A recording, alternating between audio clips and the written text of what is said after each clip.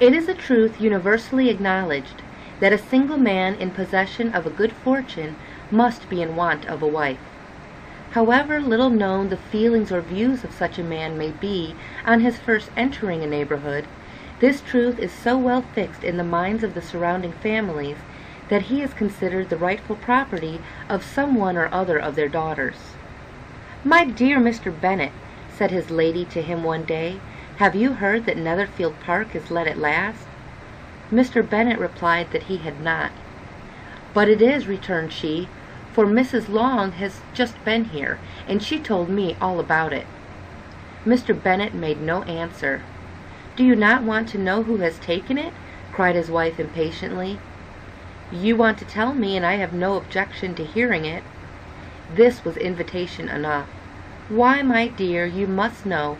Mrs. Long says that Netherfield is taken by a young man of large fortune from the north of England, that he came down on Monday in a chaise and four to see the place, and was so much delighted with it that he agreed with Mr. Morris immediately that he is to take possession before Michaelmas, and some of his servants are to be in the house by the end of next week."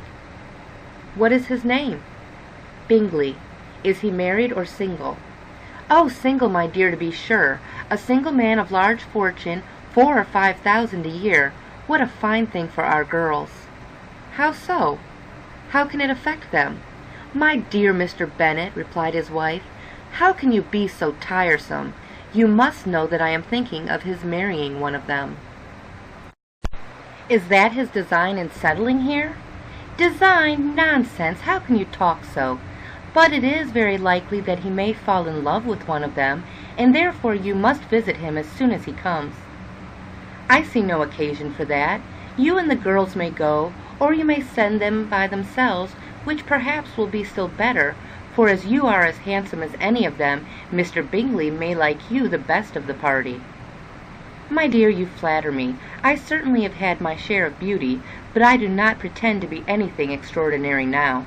When a woman has 5 grown-up daughters, she ought to give over thinking of her own beauty. In such cases a woman has not often much beauty to think of. But, my dear, you must indeed go and see Mr. Bingley when he comes into the neighborhood." "It is more than I engage for, I assure you." "But consider your daughters. Only think what an establishment it would be for one of them. Sir William and Lady Lucas are determined to go merely on that account, for in general, you know, they visit no newcomers. Indeed, you must go, for it will be impossible for us to visit him if you do not." "You are over-scrupulous, surely. I dare say Mr. Bingley will be very glad to see you, and I will send a few lines by you to assure him of my hearty consent to his marrying whichever he chooses of the girls, though I must throw in a good word for my little Lizzie." "I desire you will do no such thing.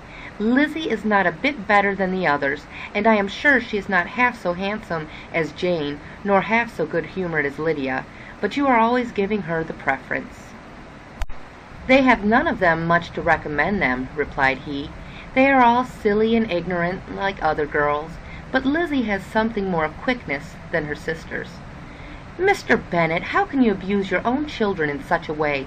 You take delight in vexing me. You have no compassion for my poor nerves."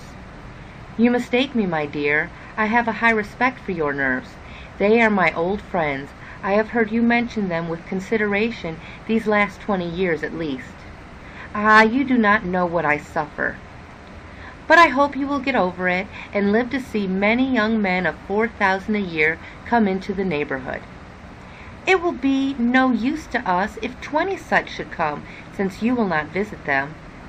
"Depend upon it, my dear, that when there are 20, I will visit them all." Mr. Bennet was so odd a mixture of quick parts, sarcastic humor, reserve, and caprice, that the experience of 23 years had been insufficient to make his wife understand his character. Her mind was less difficult to develop. She was a woman of mean understanding, little information, and uncertain temper.